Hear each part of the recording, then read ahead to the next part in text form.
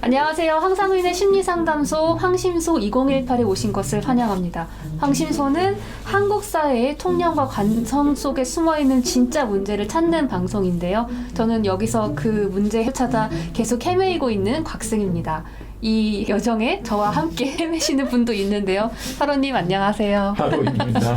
그 문제 찾는 과정에서 지적과 지시를 황심소에서 하는 가장 중요한 일은 뭐냐 하면 네. 사람들이 문제라고 생각하는 게 진짜 그게 당신의 문제인가요? 무작정 자기 문제라고 생각하고 무작정 괴로워하고 어려움이 있다고 생각할 때 진짜 너가 괴로워할 걸 가지고 괴로워하면 그거는 사람들이 억울하지 않고 사람들이 그 괴로움에 대해서 제대로 어떤 문제에 대해서 답을 찾아갈 수 있어요. 스스로. 모든 인간은 맞아요. 자기 문제에 대한 답을 찾을 수 있는 기본적인 능력을 가지고 있어요. 네, 저도 그렇게 믿습니다. 그렇죠. 그렇다는데 그럼에도 불구하고 많은 사람들이 자기 문제를 해결하지 못하고 삽질을 하는 이유가 뭐예요? 지적과 그렇죠. 지시를 박사님과 제가 다르게 사용한다는 걸 알 수가 있네요. 그렇죠. 그러면 이제 오늘의 사연으로 들어가겠습니다. 사로님 읽어주시죠. 네.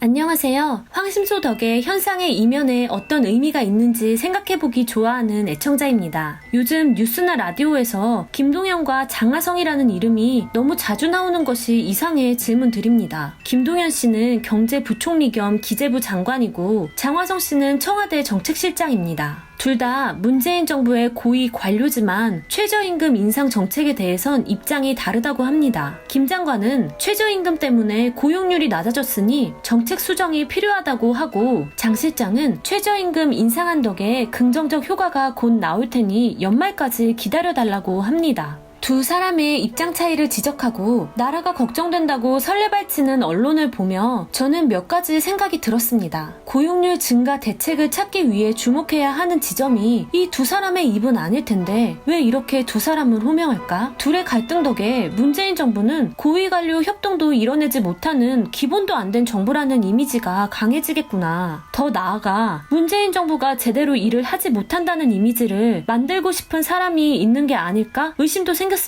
이런 보도가 나오도록 부추기고 정권의 힘을 빼서 자신들이 원하는 방향으로 정책을 수정하려는 게 아닐까? 그 사람들은 누굴까? 변화가 생김으로써 손해를 보는 기득권자들일 텐데 제가 의심스럽게 생각하는 사람 중 하나는 김동연 장관입니다. 그는 경제개혁을 추구하는 문재인 정부의 경제부총리인데 최저임금 인상이나 소득주도 성장을 위한 신념이 없어 보입니다. 청와대와 불협화음을 내는 게 그 증거 아닐까요? 또한 일반적으로 변화를 싫어한다는 공무원으로서 김동연 씨가 오래 일했다는 것도 제 의심을 부추깁니다. 제가 음모론에 빠져 애먼 사람을 의심하는 걸까요? 문재인 대통령은 경제정책을 주도하는 장관을 잘못 뽑은 게 아닐까요? 네, 김동연 씨가 문재인 정부의 경제부총리임에도 불구하고 그 역할을 안 하고 있다고 보시는 것 같아요. 그래서 그 김동연 장관이 지금 일을 제대로 못하고 있으니 잘라야 된다? 최저임금 인상과 소득주도 성장은 기본적으로 장하성 씨가 청와대 정책실장을 하고 경제정책의 기본 키를 잡으면서 문재인 대통령을 설득을 해서 한 주요 정책이잖아요. 그렇죠. 그래서 그거를 김동연 씨가 경제부총리로서 과감하게 밀고 나가고 그거를 많은 경제 주체들이 기업들이 적극적으로 받아들이고 그거를 하면 경제정책이 뚜렷이 진행될 텐데 그게 안 되고 있잖아요. 그게 안 되는 이유는 뭐예요? 김동연 씨가 그걸 안 하고 있기 때문에. 뭐 그러면 경제정책이 제대로 안 돌아가는 것이 김동연 장관 책임이라는 이야기네요? 일부 있는 것 같아요. 그럼 문재인 대통령이 자르면 되잖아요. 그쵸. 근데 안 자르고 얼마 전에 사의 표명했다는 기사도 봤는데 네. 오히려 대통령이 더 열심히 해라 이렇게 네. 반환을 했다는 거예요. 그러면 문재인 대통령이 지금 잘라야 되는 사람을 계속 쓰고 있다는 이야기네요. 그랬잖아요. 실제로 여러분들이 직을 걸고 네. 열심히 일을 하세요 라고 하는데 잘라야 될 시점이 아니라는 거는 그럼 당신이 하신 말하고 지금 당신의 행동하고 우리 문재인 대통령조차도 지금 헷갈리는 그런 상황이라는 건가요? 장하성 씨는 지금 소득주도 성장만이 일자리를 창출하고 경제를 살린다라고 주장하는 거고 네. 김동연 씨는 아니 뭐 소득주도 성장한다고 해서 그게 뭐 일자리 만들어내는 거하고 별 관계가 없는 것 같은데 최저임금을 인상시킨다고 해서 뭐 경제가 살아나는 거하고 별 관계가 없는 것 같은데 이런 생각이 있는 상황에서 지금 이분이 뭐 청와대나 이 나라 경제정책 하는 사람들이 다 지금 봉숭아학당에서 노는 애들도 아니라면 이건 누군가가 책임을 지고 뚜렷이 하나로 가야 되는 거 아닙니까? 라는 그 질문을 던졌는데 그래서 이분이 그 협동 이런 말씀을 쓰신 거네요. 그러니까 자르고 말고가 중요한 게 아니라 어떻게 이 사람들이 경제 정책 그 컨트롤 타워로서 일을 잘할 수 있는지가 궁금하다. 이게 핵심 질문인 거죠. 문재인 정부의 경제부총리는 문재인 정부의 경제적인 기본 노선에 대해서 동의해야죠. 동의하고 공감하고 동참해야 되는 사람이 안 해야 되는 해야 되는 사람이죠. 그렇죠. 만약 그걸 본인이 공감하고 동참하지 않는 상황이라면 본인은 어떻게 해야 돼요? 그만 사임을 봐야죠. 하죠. 그렇죠. 과감하게 사임을 해야 되는 거예요. 근데 사임했다는 소식이 있었잖아요. 그런데 청와대에서는 아니라고 그러잖아요. 그럼 이거는 뭔가 이상하잖아요. 네. 이상해요. 둘다 원래 잘못 들어올 아니에요. 때 말하고 이게 달라진 거네요, 상황이. 그러면 그 들어올 때 무슨 말이 있습니까? 당연히 이 잘 하겠다 그렇게 하고 들어왔어야 문재인 되는 정부의 경제 텐데. 개혁에 내가 동참하겠다 이러고 들어왔을 텐데 그렇죠. 정작 지금 1년 좀 넘었나? 그 지나고 나서 이거는 아무것도 안 하고 있는 것 같은데 아무것도 안 하고 있는 게 아니라 오히려 회방을 놓고 있어요. 해방을 넣는 게 아니라 문재인 정부의 이제 이분 입장에서는 문재인 정부의 경제 개혁이라는 것 자체가 최저임금 인상이나 소득주도 성장이라고 하니까 내가 평소에 생각하는 생각하고 다른 거예요. 아니 그걸 왜 들어가기 전에 파악을 못 하시고 이제 와서 그러시면 어떡하죠? 개혁을 하려는데 그런 마음으로 합류를 하면 안 되죠. 그런데 김동연 씨는 지금 본인이 이 정부의 경제 정책에 공감하고 합류를 했겠어요? 공감 안 하고 합류를 했겠어요? 그냥 당신이 그냥 훌륭하니까 데려다 쓰려나 보다 이렇게 생각하셨진 않을까요? 그렇죠. 기본적으로 김동연 씨는 이 관료 출신이거든요. 그렇죠. 그게 관료예요. 관료는 자기가 생각을 가지고 그 일을 지행하는 게 아니라 윗사람이 시키면 시키는 대로 하거나 아니면 척하거나 그걸 하는 게 관료예요. 그럴 때 대개의 경우에는 고위 관료를 쓸 때는 전에 정부에도 일을 했으면 그 다음에 그러면 너는 충성서약을 다시 받고 너는 이번 정부에서 잘할 거냐라고 확인하고 쓰는 것이 기본이죠. 그럼 이분은 말을 잘 들어야 되는데 말을 잘 들어서 본인 나름대로 지금까지 열심히 했잖아요. 지금까지 이분이 일을 안 했다라고 누가 이야기를 해요?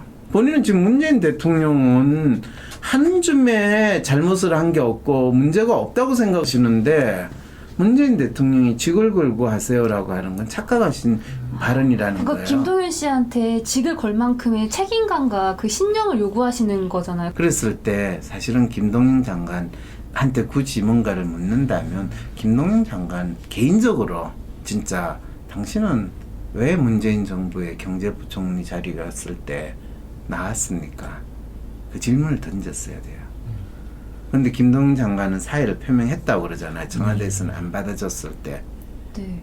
그럴 때 대통령은 그러면 김동연 씨를 불러가지고 지금 무슨 문제가 있는지 확인했을까요? 안 했을까요? 안 했을 것 같아요. 안 하고 그냥 직을 걸고 하라 또 그걸 강조를 그걸 하셨어요. 직을 걸고 하라는 건 국무회의 때 하신 말씀이시기 때문에 김동연 씨한테 그 말이 어떻게 받아들일까요? 계속 열심히 해라? 자기 책임을 계속 그래 네가 책임지고 계속 네가 믿지 않는 일을 해라. 그 이야기밖에 더 되나요? 그러니까 딴소리 안 나오게 그냥 어떻게 정책실장하고 장하성 정책실장하고 맞춰가지고 해라. 그러면 그건 뭔 소리예요 그게. 김동연 씨 되게 답답하실 것 같아요. 그렇죠. 바로 그거예요. 바로 그게 관료의 숙명이구나. 난 그냥 시키면 시키는 대로 해야지. 이 상황이 지금 대한민국 경제정책을 하는 우두머리가 겪고 있는 심리 상태라면 이제 이해를 하겠어요? 그런 심리 상태로 어떻게 경제 개혁을 하죠? 관료는 영혼이 없잖아요. 그냥 계속 있어 하면 자르기 전까지는 있지. 자기가 스스로 사표를 냈는데도 사표 반려도 안 되면 그럼 계속 있는 거예요. 그게 관료의 전형적인 특성이고 행동이에요. 그랬을 때 사실은 최저임금 인상, 소득주도 성장 이것이 문재인 대통령이 믿고 있는 어떤 경제정책의 기본 방향이냐 또는 철학이냐 이 질문을 던져봐야 된다는 거죠. 아, 오히려 문재인 대통령한테요? 그렇죠. 아, 지금 문재인 정부에서 가장 큰 경제 문제를 뭐라고 정했어요? 일자리 정책. 그렇죠.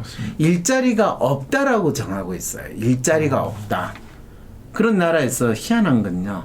어떤 일이 벌어진지 알아요? 어떤 부분 또 구인난도. 그렇죠. 노동자가 부족해가지고요. 외국 저임금 노동자도 아니에요, 이제는. 뭐, 실제로 식당에서 일을 하던, 공사장에서 일을 하던, 소위 말해서 우리가 3D 업종이라고 하는 일자리. 거기에 사람이 없어가지고 1년에 몇만 명씩 수입을 하는 나라예요. 그러면서 일자리가 없대요. 좋은 일자리가 없는 거죠. 사람들이 가고 싶어 할 만한 좋은 일자리? 그런데 더 재밌는 건요. 좋은 일자리는 어떤 일자리인지 아세요? 좋은 일자리 정의를 해봐요. 시간 널널하고 소위 말해서 워크 앤 라이프 밸런스 있고 그러면서 월급 많이 주고 그러면서 시간이 지나면 저절로 전문성이 형성되는 일자리. 그런 일자리는 근데 없는 거 아니에요? 무슨 말인지 좋은 일자리가 알겠어요? 없는 거네요, 그러면은. 네, 그런 일자리는 원래부터 없었어요. 네. 원래부터 없는 일자리를 두고 일자리가 없다라는 그 이야기를 했다는 거 아세요? 그러면 일자리가 없다고 하는 게 아니라 사람들이 이렇게 원하는 형태의 다양한 일자리가 없다고 얘기를 해야 되는 거 아니에요? 그럼 원하는 형태의 다양한 일자리는 뭐예요? 그건 다 다를 것 같은데? 예를 들면 의사.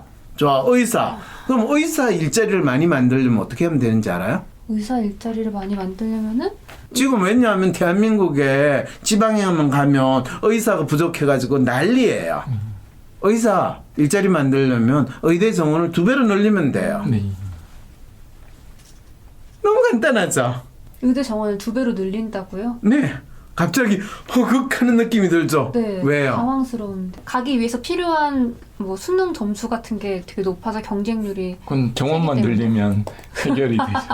의대 학비가 의대 정원이- 비싸잖아요. 무슨 의대 학비가 비싸가지고 의대 못 가는 사람이 있어요. 부채만 주면 지금 학비 10배를 내겠다는 사람이 줄 수 있을 거예요. 의대- 처음에 일자리가 없다라고 할 때 그 일자리가 뭡니까를 질문을 할 때 네. 대부분 사람들이 통념으로 가지는 건 기업에서 뽑는 일자리가 없다라고 주장을 해요.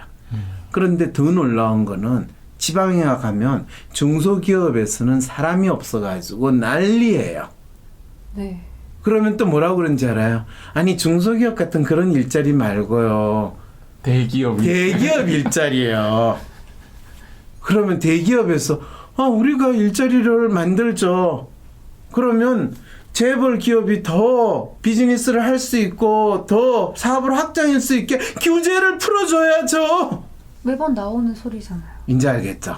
그리고 정확하게 김동연 장관이 방문을 하면 몇백조 투자를 하면서 규제를 완화해달라고. 그렇죠. 그 일이 벌어지죠. 네. 그러니까 김동연 장관 입장에서는 나는 그거를 풀려고 갔는데 갑자기 재벌한테 구걸하러 갔다 이렇게 공격을 들으면 저 미친놈들이 지금 제정신이 있는 소린가. 재벌 회사가 고용을 더 하기 위해서 일자리를 늘리라며. 오늘 대통령님이 일자리를 늘리라고요. 그렇지만은 재벌이 경제 독식을 하는 거는 막아야 됩니다. 김동연 장한테 뭘 하라고 하는지를 모르겠는데요. 이렇게도 하면 안 된다 그러고 저렇게도 하면 안 된다 그러고. 그러니까 그분이 나는 아무것도 안 하고 있다라는 욕을 얻어먹게 되는 거고 그래서 못하겠습니다라고 사표 낸 거고 했는데 쥐걸 걸고 해라. 이거는 뭔 소리야. 그냥 짠소리 하지 말고 그냥 그 자리에 있으면서 월급이나 받아 먹으라는 소리지. 아, 그럼 이 김동연 장관을 운용하는 사람의 잘못인 거군요. 이제 알겠어요? 네.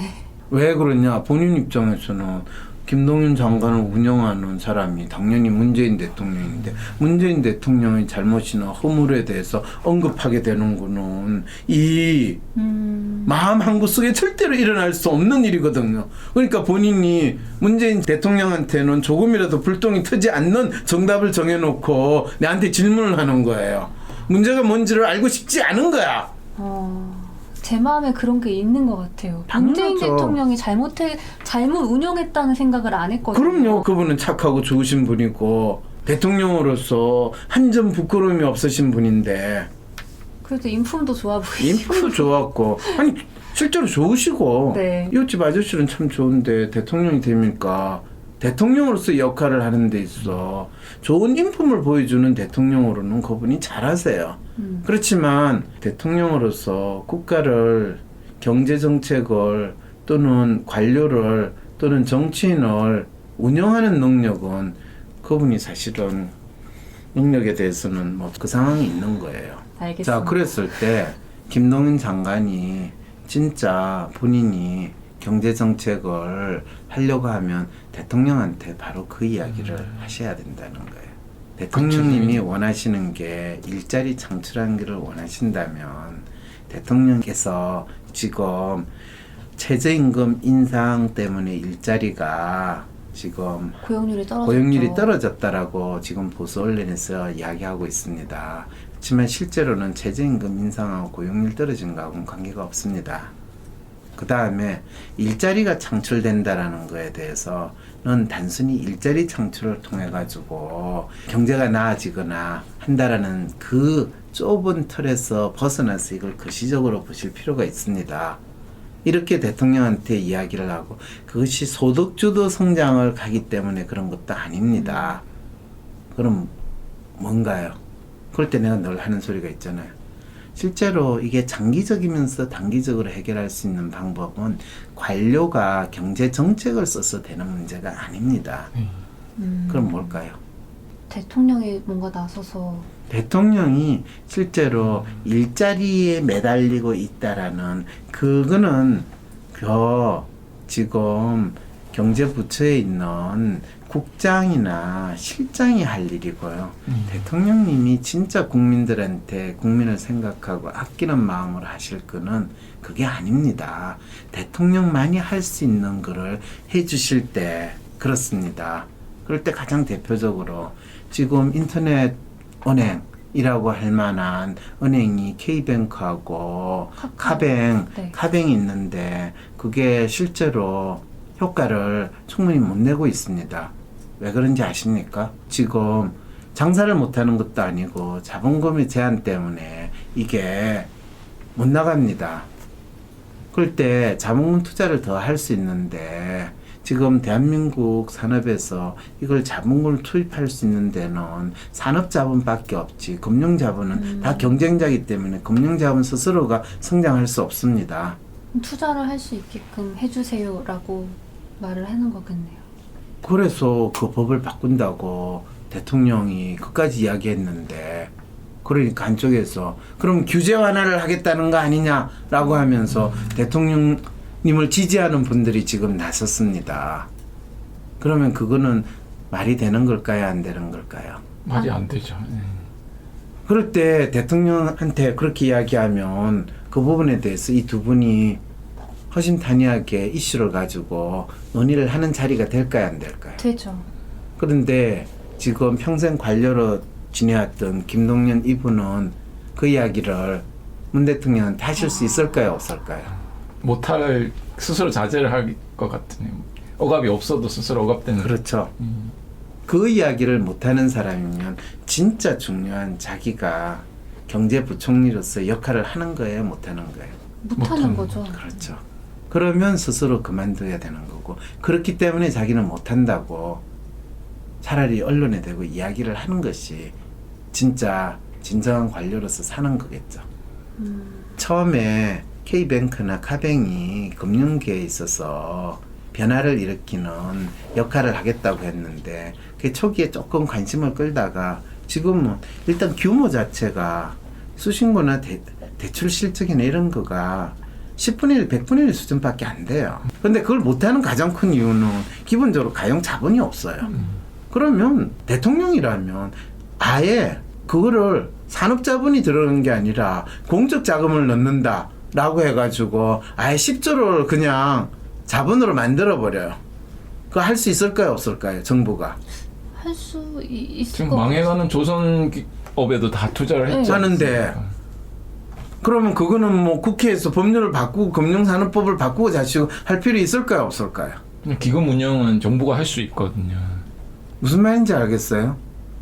연금 뭐 국민연금 몇백조 주식 투자하니 안 하니 그거 뭐 그래 이익이 있니 없니 하니 그런데 이 은행 그 주식 사는 것도 아니고 은행에서 자본금으로 쓴다고 하는데 그걸 왜 못해요?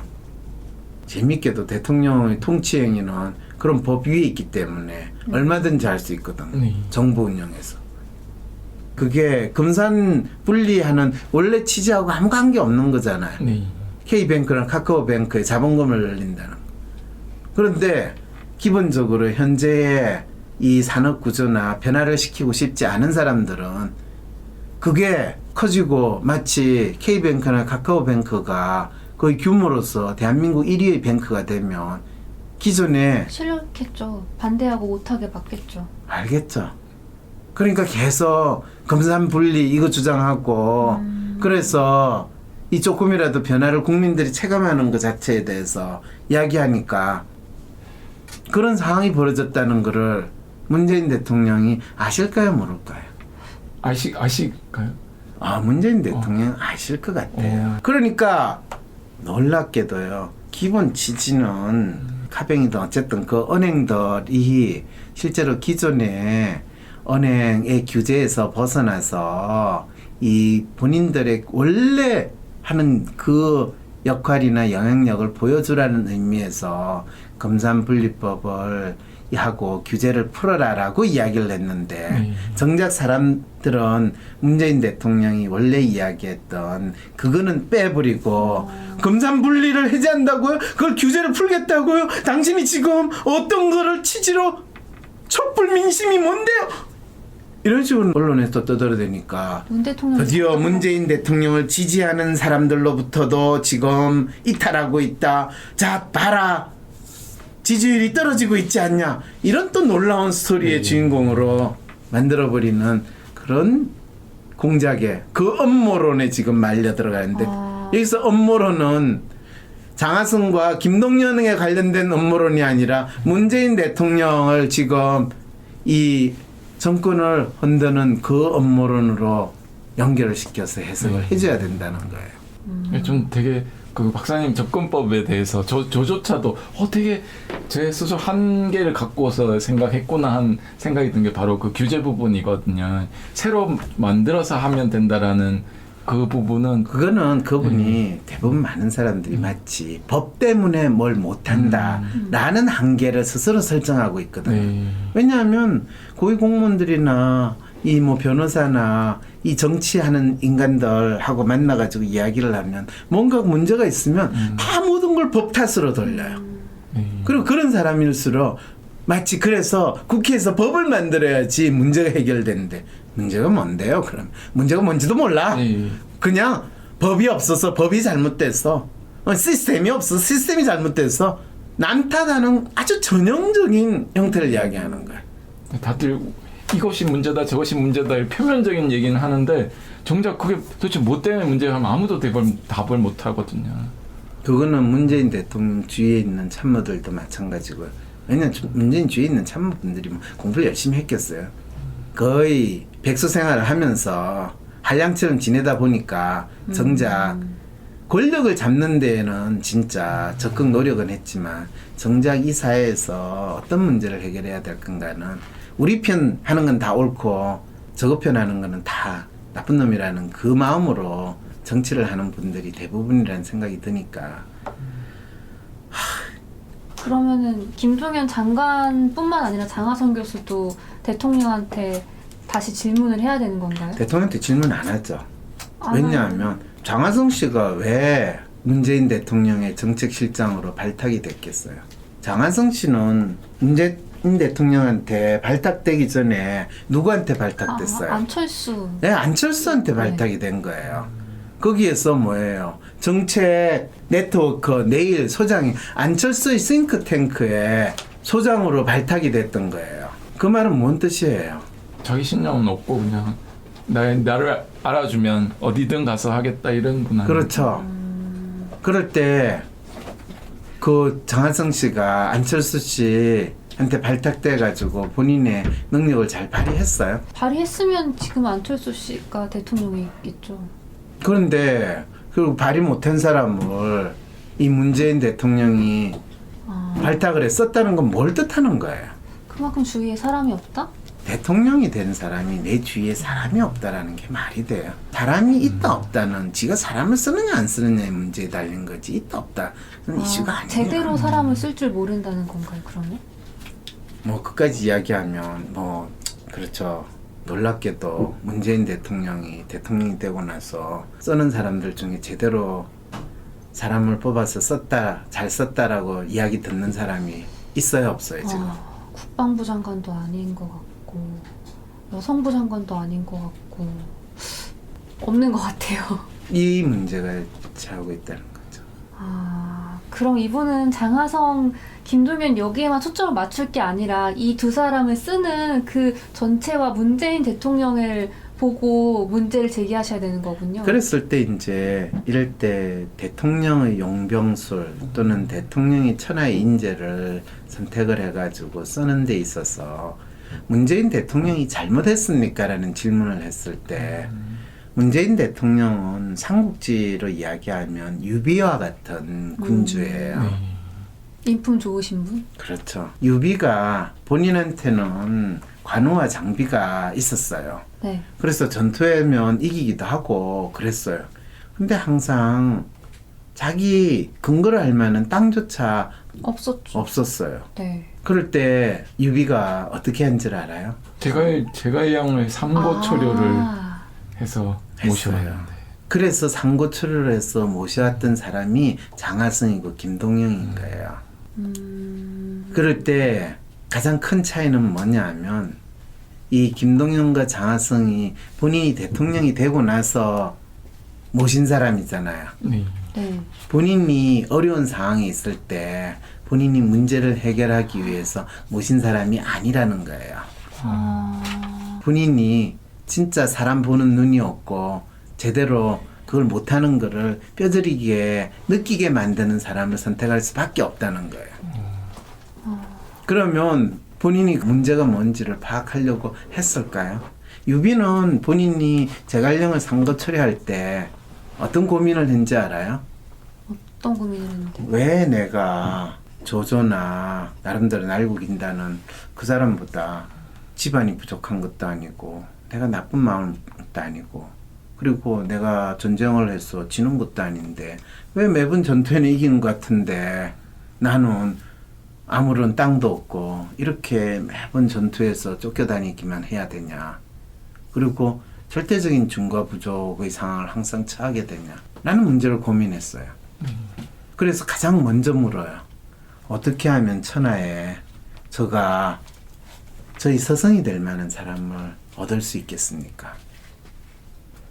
그래서 본인이 기본적으로 제갈공명을 찾기 시작했는데 그래서 문재인 씨가 끌고 온 사람이 김종인 씨예요. 스승이 될 만한 사람? 서성이 될 만한 사람이든 어쨌든 자기가 처한 문제를 해결하려고 끌고 왔던 게 김종인 씨였어. 김종인 씨한테 뭐라고 그랬어요? 본인이 민주당 공천권까지 다 줬던 이유가. 그래서 김종인 씨가 나름대로 지난번 총선에서 민주당이 예상하지 못한 대성을 배출했죠. 의원을 배출한 게 아니라 승리를 거뒀던 거는 적어도 그때 간절히 박근혜 정권의 그 실상, 그 탐욕스러움, 그러면서 오만함 이런 것들에 대해서 국민들이 이미 다 알고 있었어요. 이미 그때 내가 딱 잘렸을 때니까요. 그런데 대체 그 다음에 누구한테 기대를 하고 어떻게 해야 될지 모르는 상황에 있었는데 지리멸멸한 민주당에서 갑자기 김종인 씨를 끌고 왔다라는 것은 뭘 뜻하느냐 하면 이 민주당이 어떻게 보면 능력도 없고 자익이라는 거 빨갱이가 있고 자기를 바꾼다고 하지만 바꿀 수 있는 그 뚜렷한 거를 스스로 보이지 않는데 어떻게 보면 박근혜 정권의 창출자라고 하는 김종인 씨까지 데려와서 저걸 맡길 정도면 진짜 바꾸겠다는 강한 의지가 있다라는 거를 보고 이제 민주당이 야당으로서 뭔가 해보려고 하는구나. 그러니까 기대를 걸어보자 네. 했던 거 거기에 꼽살이 꼈던 게 안철수 씨가 만든 정당이었던 거예요. 그 마음의 에센스는 그 당시에 지금은 자유한국당으로 됐던 그 한나라당은 죽어도 찍을 수 없다는 그 마음이었던 거예요. 엄청 처절한 마음이었겠죠. 그럼요. 그거를 조금만 더 불을 더 잘 지폈으면 그때 자한당은 완전히 지금처럼 TK당으로도 얼마든지 돌릴 수가 있었어요. 어중간하게 안철수 꼽살이었지. 또 민주당도 김종인 씨가 지껏 챙기고 하는 그런 웃기는 짓까지 보이니까 국민들이 완전히 마음을 긴가민가 하면서도 그래도 꼴보기 싫은 놈은 꼴보기 싫은 거야 라고 하면서 안철수 당도 찍어주고 김종인이 대리하고 있는 당도 찍어주고 해서 네. 그래서 그 당시 야당이 의석을 그 정도 가지게 된 거예요. 근데 안철수는 그것도 모르고 3당이 되는 걸 국민이 여망하는 거다 해가 해소리하면서 본인이 대통령 나가면 확실히 될 거라고 믿고 나가기 시작했고. 그리고 이제 김종인 씨를 안 썼잖아요. 문재인 대통령. 지금 대통령 되고 나서 데리고 온 사람 쓸 이유가 없었죠. 김종현 김종인 씨가 어떻게 했어요 그 이후에. 분당을 촉진을 시키신. 무슨 소리인지 아시겠어요? 문재인 씨를 완전히 무시하고 자기 당을 만들겠다고 그러고 한 거예요. 실제로는 촛불 그게 없었으면 지금 민주당은 완벽한 콩가루 집안이 됐을 거예요. 그래서 지금 민주당을 여당으로까지 만들고 했던 거는 소위 말하는 촛불 민심인 거예요. 네. 그런데 분명히 문재인 대통령도 촛불혁명으로 됐다는 거 인정하면서도 그 촛불혁명, 촛불 민심의 정체가 무엇인가 그거에 대해서 정확히 아시려고 하는 거는 과연 있었을까에 대해서는 전 여전히 퀘스천이에요. 그럼 기본적으로 자기의 전부 지지자가 됐다 이렇게. 그렇죠. 아전 인수로 해석을 하면서 물론 문재인 대통령이 대통령 되시고 나서 훌륭한 일을 많이 하셨고 지금도 아주 잘하시고 계세요. 그렇지만은 본인이 기대받고 민주당이 뻔뻔스럽게 촛불 민심이나 촛불 혁명을 대변한다고 하는 거는 너무나 가정스러운 짓이죠. 그러면 지금 이 경제 정책, 개혁적인 경제 정책을 하는 데 있어서도 이렇게 지지부진하게 되는 거는 계획적인 경제 정책이라는 거에 그 단어만 사용하지 네. 국민들이 원하는 개혁적인 경제 정책이 뭔가에 대해서 착각하고 있는 아주 전형적인 사례죠. 그거는 뭐 최저임금 인상, 52시간 근로시간 이런 식으로 멋진 단어만 갖다 대면 개혁적인 경제라고 착각하고 있는 그 상황, 그 심리 상태, 그 무지한 상태를 그대로 보여주는 거죠. 좀 이름만 해도 박근혜가 창조경제 했듯이 혁신경제라는 말만 썼지. 그렇죠. 무슨 혁신경제위원회 이런 것만 하지 실제로 이루어진 건 하나도 없거든요. 그럼요. 그리고 가장 이 정부 들어왔어야 한 거 최저임금 인상, 그 다음에 주 52시간 근로제도 네. 그거를 정부가 강제를 해야 될 사항이에요. 경제 정책을 할 때 계획 경제도 아니고 이게 사회주의 경제도 아니면 정부가 강제를 할 필요가 없어요. 정부가 강제할 때는 이런 부분은 있어요. 최저임금을 국가가 정해가지고 그거를 그 이하로 받는 거는 하지 마세요라고 왜 해요? 기본적인 최저 생계를 유지해야 하니까. 최저 생계를 유지한다는 말은 무슨 뜻이에요? 그러니까 내가 일하면서 인간답게 살기 위해서 필요한 거 이 정도는 받아야 된다. 그 말은 무슨 뜻이에요? 왜 일하면서 이 정도는 받아야지 인간답게 사는 거예요? 최저임금을 이야기할 때는 인권의 의미거든요. 최저임금이 무조건 시간당 얼마다 이슈가 아니라 진짜 이 사회가 인권을 존중하고 인간적인 삶에 대해서 국가가 책임을 지는 사회라고 생각을 한다면 어떻게 모든 그 자영업자가 아르바이트생을 쓸 때 최저임금을 써라라고 주장을 할 게 아니라 국가가 최저임금을 보장합니다. 그리고 당신이 주는 돈에 있어서 최저임금을 줄 수 없는 이 상황이 된다면 국가가 최저임금을 갭을 보충하겠습니다. 당신이 쓰고 싶은 대로 사람을 쓰시고 그 다음에 주지 못하는 그 갭을 당신이 고용을 했고 또 그래서 내가 요것만 주고 요거는 못 줍니다 라고 하는 거를 국가에 알려주십시오. 그럼 그 금액만큼 국가가 보전을 해드립니다. 그리고 당신도 최저임금으로 살아야 되니까 당신과 당신 가족이 일하는 거에서 최저임금이 당신이 뭐 어떤 영업을 하거나 했을 때 그 최저임금이 보장된다는 까지도 국가가 보장을 하겠습니다. 그럼 어떤 일이 벌어질까요? 너무 혁신적일 것 같은데요? 혁신적인데 그러면 많은 사람들은 어떻게 주장을 할까요? 아니 왜 국가가 그 개인이 사람을 고용한 거에 돈을 못 주면 개인이 책임을 져야지 국가가 왜 그거를 대신해 주냐. 당신이 대한민국 국민이니까요. 대한민국 국민이니까 대한민국에서 적어도 최저임금 수준으로 생활을 한다는 것을 보장하는 것이 국가가 국민을 보호하는 가장 기본이거든. 그것 때문에 복지 제도가 있고 복지 혜택이 있어요. 일하고자 하는 사람들한테 그 복지 제도와 혜택이 가장 직접적으로 전달이 되는 것이 최저임금을 보장하는 것 때문에 그런 거예요. 지금 복지 혜택은 뭔가 청년들한테 뭐 이 한 달에 50만 원을 주고 뭐 국민들한테 뭐 1년에 1,000만 원을 준다. 그런 이야기 주장하는 정치인들 있죠. 완전한 사기꾼 놈들. 기본소득을 받으려면 기본 사회적인 경제활동을 하는 사람한테 기본소득을 준다라는 거를 해야지 놀고 먹는다는 거 그건 아니잖아요.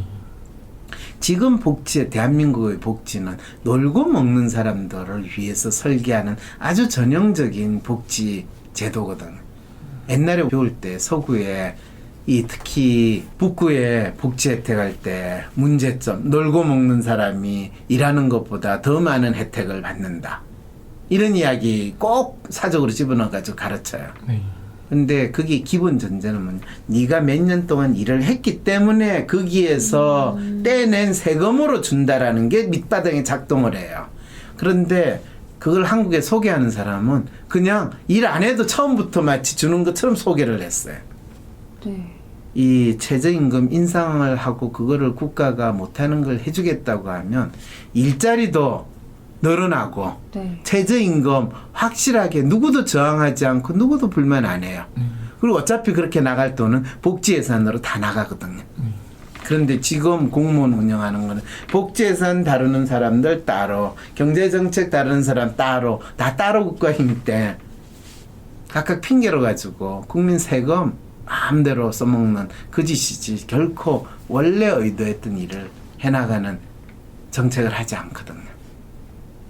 내가 그래서 처음에 아이고 저분이 일자리 늘린다고 하는데 소위 말하는 전문가라고 하는 교수들이나 또는 관료들의 아주 밥이 되겠구만 이 생각을 했어요. 대한민국에서는 전문가라는 사람들이 지가 무슨 용어를 쓰면서 그 용어가 무슨 말인지 구체적으로 알고 쓰지도 못하는, 내가 항상 그렇잖아요. 대한민국의 전문가와 지식인들은 다 수입 오파상의 역할을 하는 사람들이기 때문에 그럴듯하고 멋있는 단어 갖다 놓기만 하면 마치 문제가 해결될 것처럼. 근데 문제가 뭔가요? 그때부터 문제가 뭐지? 아니 그걸 내한테 물어? 문제는 다 알고 있잖아. 진짜 문제가 뭔데요? 아니나 다를까 이 전문가라고 하는 장하성 정책실장 교수 김동연 씨 평생 영혼 없는 관료로 살아왔던 두 분 다 똑똑하고 훌륭하신 분이에요. 네. 그렇지만 그 정책이 옳다 그러다를 떠나서 기본적인 오퍼레이션하는 근본 이유에 대해서도 서로 이야기를 못 나누는데 국가 경제 정책이든 또는 특정한 정책에 대해서 동일한 이 가정을 하고 그거에 대한 이해를 하고 있을까요? 없을까요? 없을 것 같습니다. 그것도 안 하면서 서로 뭐 사이가 좋니 언니 사표를 냈니 많이 직을 걸고 하라는 등 지금 애들 장난하는 거예요?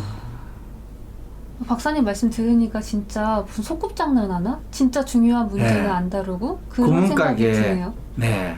매번 청와대에서 일어나고 있는 일은 이건 구멍가게 아저씨보다 지금 제대로 못하고 있는 거 아닌가라는 생각이 들게 되는 거예요.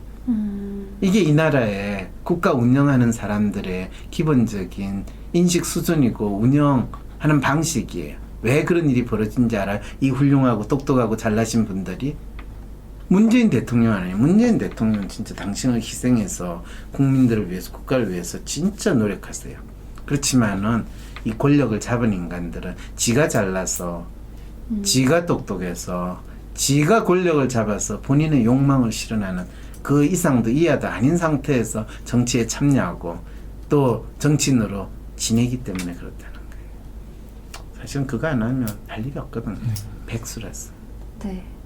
굉장히 오래 풀어주셔서 제가 조금 이해가 가고요. 이 상담 보내신 분도 김동연 장하성이 이렇게 보는 게 아니라 그 사람들이 어떤 욕망으로 이 자리에서 정책을 제대로 안 하고 있고 그 사람들을 이렇게 운영하는 분들 안 하고 있지는 않아요. 본인들이 하고 있는데 다 코스프레를 하고 있는 거죠. 네, 코스프레를 하고 있는지를 보시면은 이 의문이 좀 풀리실 것 같네요. 그러게요. 근데 우리 문재인 대통령은 열심히 다양한 의견을 들으시려고 하는데 안타깝게도 경제 정책에 있어 당신이 모르신다고 생각할 게 아니라 당신이 진짜 원하는 게 왜 안 됐지?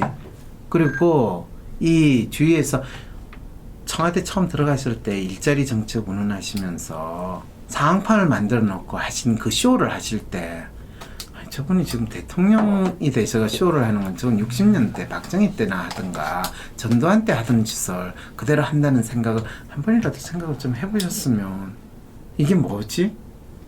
이걸 내가 왜 해야 되는 거지? 라는 질문도 던져보실 거고 지금 대통령이 일자리를 만드는 게 대통령이 해야 되는 일인가? 라는 질문도 좀 던져보시면 되지 않았을까요? 물론 필요한 쇼도 있어요. 김정은 만나가지고 악수도 하고 남북평화를 걱정을 하는 거 그건 쇼로도 얼마든지 대외적으로 보여주는 그러니까 필요해요. 그렇다고 맥을 짚고 맥을 보는 건 눈에 보이는 거와 다른 이슈가 있거든요. 그래서 제가 이야기하잖아요. 지금 국공립 때 등록금 면제한다 선언하시면 네. 일단 일자리 부분에서 상당히 달라져요. 그리고 법학대학원 전국의 모든 대학에서 다 만들도록 허용해. 교육부 없애버리고. 교육부를 없애고요? 네, 왜 교육부가 그걸 못하게 하거든요. 아, 그리고 의대 정원 2배로 다 늘려.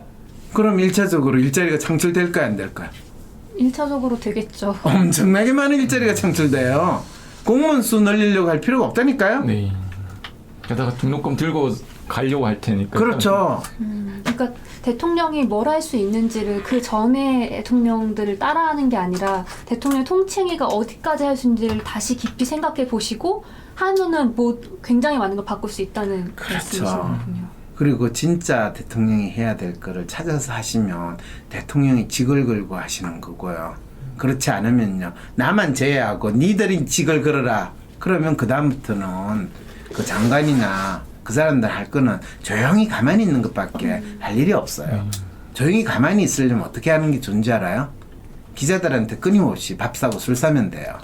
그럼 언론 기사는 이상하게 안 나가겠네요. 언론 기사가 이상하게 안 나가면 어차피 잘 하고 있는 거로 생각을 해요. 며칠 전에 모임에서 거기에 서울대 교수들이 몇 명 있었거든요. 어떤 분이 짓궂게 그러더라고요. 서울대 요즘에 잘 되고 있다면서요. 그때 몇 명 웃어요. 벌써 그 말이 무슨 뜻인지 알거든요. 잘 안 되니까 잘 되고 있다. 아니에요. 조용하니까. 아, 서울대가 잘 되고 있다는 말이 무슨 말이냐 하면 서울대 총장이 지금 없거든요. 아, 서울대 총장이 없는데도 벌써 그게 몇 개월 지났거든요. 네. 총장이 선임됐다가 사퇴하고 그래서 서울대 교수들은 참 잘 지내고 있어요.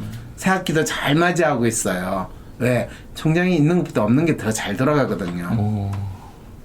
이 상황을 비꼬아서 하는 그거를 벌써 서울대 총장이 지난번에 선임됐다가 사퇴했다는 사실을 알고 그 총장이 왜 사퇴했는지까지도 알고 그 총장이 어떤 사람이고 서울대에서 총장이 어떤 역할을 하는 걸 아는 사람은 그 이야기를 듣고 씩 웃으면서 일어났던 일이에요.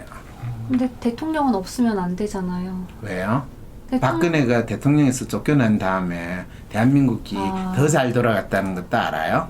그런 대통령은 없어도 괜찮은 그렇죠. 거고 정말 그렇죠. 일을 잘하는 대통령은 꼭 있어야 되는 그래서 거죠. 문재인 대통령이 돼가지고 대한민국이 전쟁의 위기에서도 벗어났잖아요. 이제는 경제 정책에 있어서 통치행위를 잘 하실 때이네요. 그렇죠. 그거를 관료나 전문가라는 사람이 잘 알아서 할 거라고 생각한 거는 대통령의 역할과 책임을 방기하시는 겁니다. 네, 알겠습니다. 수고하셨습니다. 수고하셨습니다. 감사합니다.